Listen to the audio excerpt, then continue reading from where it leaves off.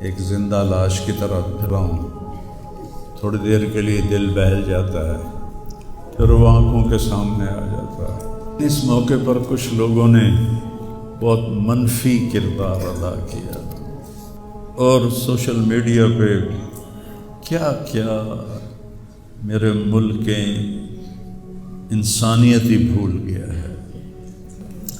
میرے بیٹے کی لاش میرے سامنے ہر وقت نظر آتی رہتی ہے، اور کوئی کہہ رہا ہے خواب جھوٹا بیان کیتا سوں، کوئی کہہ رہا ہے بیان کرنے والا کوئی جھوٹا ہے ہی، کوئی کہہ رہا ہے قرآن خوانی کیوں کیتی سوں، یہ تو حرام ہے، کوئی کہہ رہا ہے دعا کیوں کروائی سوں۔ سارا حلال حرام ایتھے ہی رہ گیا، اور صرف لائک لینے کے لیے جھوٹی خبریں، چند پیسے اکٹھے کرنے کے لیے۔ ارے وہ دل ہی تو ہے نہ سنگ و خشت، درد سے بھرنا آئے کیوں، اور تم مجھے اور رلا رہے ہو۔ شرم ہی نہیں آتی لوگ کم بختاں چار ٹکے یا سستی شہرت لین واسطے۔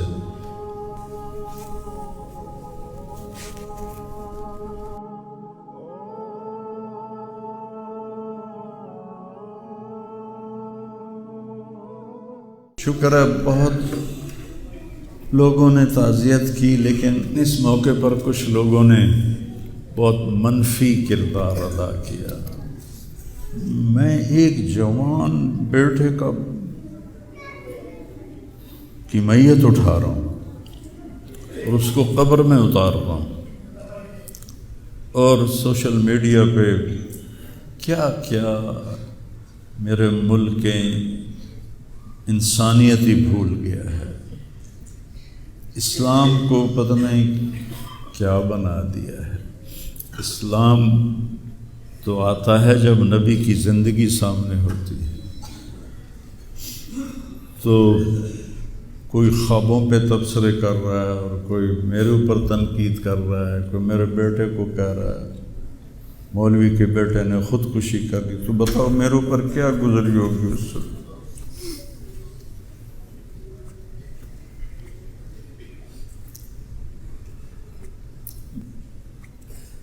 حضرت عمرو بن ابسہ سے پوچھا یا رسول اللہ، سب سے اعلیٰ درجے کا اسلام کیا ہے؟ ایک گل غور نال سنیں، سب سے اعلیٰ درجے کا اسلام کیا ہے؟ آپ نے فرمایا من سلم المسلمون من لسانہ و یدہ، جو کسی کو اپنی زبان اور ہاتھ سے تکلیف نہ پہنچائے وہ سب سے اعلیٰ درجے کا مسلمان۔ اب یہاں حال یہ ہے کہ دنیا دار ہوں، دین دار ہوں، علماء ہوں، ان کی زبانوں سے الفاظ نہیں نکلتے، ان کی زبانوں سے آگ نکلتی ہے، ان کی زبانیں آگ برساتی ہیں۔ تو جب زبان آگ برسائے گی تو دل نفرت سے بھرا ہوگا، لیکن میں نے کہا یا اللہ، میں نے تجھ سے وعدہ کیا تھا کہ میں اپنی وجہ سے کبھی کسی سے نفرت نہیں کروں گا، کسی سے بغض نہیں رکھوں گا، کسی سے قطع تعلق نہیں کروں گا۔ آج مجھے یہ وعدہ پورا کرنے میں زور لگانا پڑ رہا ہے کہ ایک طرف مجھے اپنے بیٹے کی لاش نظر آتی ہے، ایک طرف ان نادانوں کے تبصرے نظر آتے ہیں۔ میں کسی کا نام نہیں لیتا، بھرا پڑا سوشل میڈیا، اور اتنی جھوٹی خبریں، اتنی جھوٹی خبریں، اتنی جھوٹی۔ زخم پہ مرہم لگاتے ہیں یا نمک چھڑکتے ہیں، اور وہ اسلام سمجھ کے کر رہے ہیں۔ میرے بیٹے کی لاش میرے سامنے ہر وقت نظر آتی رہتی ہے، اور کوئی کہہ رہا ہے خواب جھوٹا بیان کیتا سوں، کوئی کہہ رہا ہے بیان کرنے والا کوئی جھوٹا ہے ہی، کوئی کہہ رہا ہے قرآن خوانی کیوں کیتی سوں، یہ تو حرام ہے، کوئی کہہ رہا ہے دعا کیوں کروائی سوں۔ سارا حلال حرام ایتھے ہی رہ گیا۔ ایک زخمی باپ کے زخم پر پھنبا رکھنے کی بجائے میں نے بڑے انسان زندگی میں صدمے دیکھتا ہے، ناگواریاں دیکھتا ہے، میں نے بڑی بڑی ناگواریاں دیکھی، لیکن عاصم کی ناگواری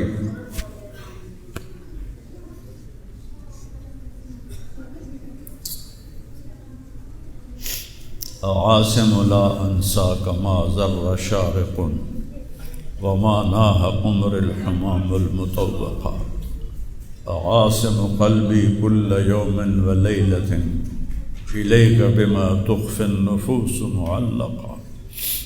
یہ حضرت عبداللہ بن ابو بکر کے اشعار ہیں جو میں نے تھوڑی تبدیلی کے ساتھ آپ کو ذکر کیے ہیں کہ اے عاصم، جب تک سورج چمکتا رہے گا تیری یاد میرے اندر تازہ ہوتی رہے گی، میں تمہیں کبھی بھلا نہ پاؤں گا۔ اے عاصم، دن ہو یا رات ہو تیری یادوں سے میرا بسیرا ہو رہا ہے، میرا دل تجھ میں دن میں بھی اٹکا ہوا ہے، رات کو بھی اٹکا ہوا ہے۔ یہ اس وقت میری حالت ہے، تو میں اس کانپتے ہاتھ کو دیکھتا ہوں، پھر یہ شعر پڑھتا ہوں، ترکت اباک مرعشۃ یدا، تو نے کس حال میں باپ کو چھوڑا کہ اس کے ہاتھ کانپ رہے ہیں، وَأُمُّكَ لَا تُسِيغُ لَهَا شَرَابًا، اور تیری ماں کا سینہ اتنا گھٹ گیا ہے کہ اس کے اندر پانی بھی نہیں جا رہا جو سب سے آسانی سے چلا جاتا ہے۔ یہ کیفیت ہو ماں باپ کی، اور کوئی مولانا اٹھ کے تبصرے کر رہا ہو، کوئی مفکر اٹھ کے تبصرے کر رہا ہو، بتاؤ میرے پر کیا گزری ہو۔ اس لیے میرے نبی نے فرمایا کہ زبان کو روکنا ساری شریعت کا خلاصہ ہے۔ دین بیان کرتے ہوئے جن کی زبانیں زہر بن جائیں اور شعلے برسائیں، ان کو بھگتنا پڑے گا آخرت میں۔ میں نے اپنا حصہ معاف کر دیا، میں کہ یا اللہ میں نہیں چاہتا میری توبہ کہ میری وجہ سے تیرے محبوب کے کسی امتی پر کوئی تکلیف آئے، میں نے سب معاف کر دیا۔ لیکن اللہ کا نظام تو چلتا ہے پھر، اور صرف لائک لینے کے لیے جھوٹی خبریں، چند پیسے اکٹھے کرنے کے لیے، وہ یہ نہیں جانتے کہ ایک باپ کا زخمی جگر اور کتنے زخم گہرے ہو جائیں گے تمہارے چند پیسوں کے لالچ، اور کرنے کو کوئی باتیں ہیں نہیں، اور جو اس قسم کی واہیات بولتا ہے اس کو لوگ سنتے بہت، کوئی مثبت بات کرتا ہے تو اس کو سنتا کوئی نہیں۔ میں نے اپنا دکھ آپ کے ساتھ شیئر کیا ہے، اور آپ کو نصیحت کرتا ہوں اپنی زبان کی حفاظت کر۔ میرے نبی نے کبھی ممبر پہ کھڑے ہو کر کسی کو برا بھلا نہیں کہا، عبداللہ بن ابی کو بھی برا بھلا نہیں کہا، مجلس میں بیٹھ کر کسی کو برا نہیں کہا، اور تو یہ کرتا ہے، مرتے دم تک آپ نے یہ کسی کو نہیں کہا۔ کسی کی کمی بھی دیکھی تو نظریں جھکا لی، اس کی کمی کو اچھالا نہیں۔ ہمارے ہاں، ہمارے خطیبوں کے ہاں یہ دین بن چکا ہے کہ ان کے سامنے میرے نبی کی سیرت نہیں ہے، تو میں آپ کے سامنے ہاتھ جوڑتا ہوں، ویسے بھی کسی کو اپنی زبان سے دکھ نہ دیا کرو۔ چہ جائے کہ ایک جوان بیٹے کی موت کا غم لیے ایک زندہ لاش پھر رہی ہو، اور اس کو پتھر مارے جائیں، اور اس پر اپنے غصے کو نکالا جائے، بڑے دکھ کی بات ہے بھائی، بڑے درد کی بات۔ یہ ہماری قوم کی گراوٹ کی انتہا ہے، گراوٹ کی میں تو اس وقت پاگل تھا، جہاں سے مجھے کسی نے جھوٹا خواب بھی سنایا تو میں نے تسلی لی کہ شکر ہے میرا بیٹا، جوان بیٹے کو اللہ نہ تنوں اٹھاون دے ویلا وکھاوے، اللہ تنوں اٹھاون دا ویلا نہ وکھاوے۔ تو جو تار سے نکلی ہے وہ تم سب نے سنی ہے، جو ساز پہ بیت گزری ہے وہ کس دل کو پتہ ہے۔ یہ تو وہی جانتا ہے جس پہ یہ صدمہ گزرتا ہے، وہی جانتا ہے جس کا جگر ٹوٹے ٹوٹے ہوتا ہے۔ اوروں کو کیا پتہ کہ اولاد، جوان اولاد کا، اور میرا بچہ یہ اتنا نیک تھا، کبھی غیبت نہیں کرتا، کبھی غیبت نہیں کرتا، کسی سے نفرت نہیں کرتا تھا، کسی کی غیبت کرنے نہیں دیتا تھا، کسی کی برائی کرنے نہیں دیتا تھا۔ یعنی اس کی آپ بات سنو کہ یا اللہ جن جن لوگوں نے پاکستان کو لوٹا ہے اس میں جتنا میرا حصہ لوٹا ہے میں نے سب کو معاف کیا۔ ایسے اخلاق والا بچہ میرا مر جائے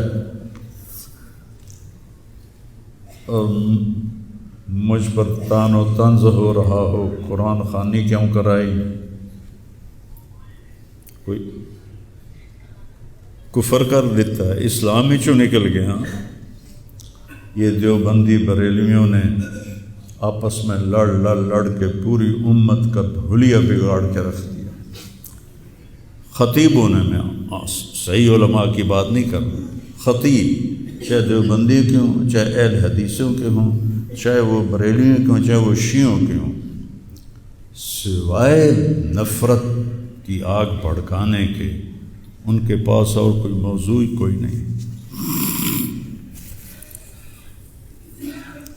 آج میں گیا ہوں اپنے، صبح بہت میرا سر بھاری تھا تو میں سیر کے لیے فجر کے بعد نکلا، اپنے مین فارم پر پہنچا تو وہاں نوکر کھڑے تھے، تو ہمارا ایک نوکر ہے شبیر اس کا نام ہے، تو وہ میں نے ایسے ہاتھ بڑھایا ملنے کے لیے، کہا میاں صاحب آسم میاں طرح ساڈے نال ملو، انج نہ ملو۔ میں کیا وہ کیویں ملدا ہے؟ ہمارے ہاں زمینداروں میں نوکر اور زمینداروں کا آپس میں بڑا فاصلہ ہوتا ہے، وہ جب ہمیں ملتے ہیں تو یوں جھک کے ملتے ہیں یا گوڈے پکڑتے ہیں اور اپنے آپ کو پیچھے ہٹا کے کھڑے ہوتے ہیں۔ تو وہ شبو نے کہا جی ہم میاں صاحب سے ملتے تھے ایسے ہی جی میں ساڑھے نال مل دیں، تو وہ کہتے یار تم لوگوں کو تو ملنے کا طریقہ ہی نہیں آتا، ہاتھ کھولو۔ ان کے ہاتھ کھلوا کے ان کو جپھا ڈالتا تھا اور ان کے کپڑوں پہ مٹی لگی ہوتی تھی۔ ایسا میرا بیٹا گیا۔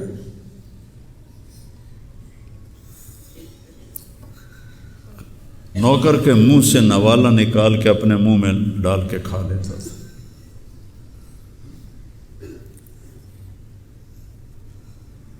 کبھی اس کی جیب میں پیسے نہیں ہوتے تھے، جو بھی دیتے وہ ادھر دے دیا، ادھر دے دیا، ادھر دے دیا، ادھر دے دیا۔ نئی گاڑی میں کوئی غریب آدمی کو بٹھاتا نہیں ہے، وہ نئی فارچون میں وہ پاگل کو بٹھاتا تھا۔ یہ بھی مذاق بنا دیا لوگ۔ ہائے ہائے ارے وہ دل ہی تو ہے نہ سنگ و خشت، درد سے بھرنا آئے کیوں، اور تم مجھے اور رلا رہے ہو۔ اس کو بھی مذاق بنا دیا۔ وہ ابھی بھی زندہ ہمارے گاؤں میں جائیں ویکھنے جا کے ویکھ لو۔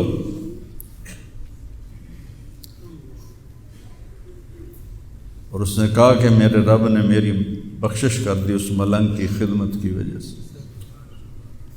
کسی پاگل دے کپڑے وٹامنا، ناوامنا، وہ دے وال کٹامنا، وہ دے نو کٹامنا، ایک زمیندار دے بیٹے دا اے کوئی سوکھا کام، وہ دے ماں پیو نان کر دے۔ اتنا غریبوں سے اس کو پیار تھا، اور سخاوت کوٹ کوٹ کے بھری تھی، اور نوکروں کو بھی بھائی کہہ کر بلاتا تھا۔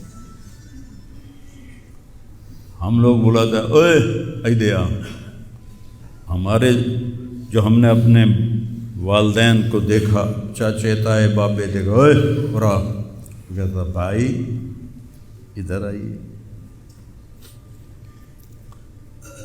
یہ جہ ہیرا بندے دا کھڑی جاوے تو دا کی حال اس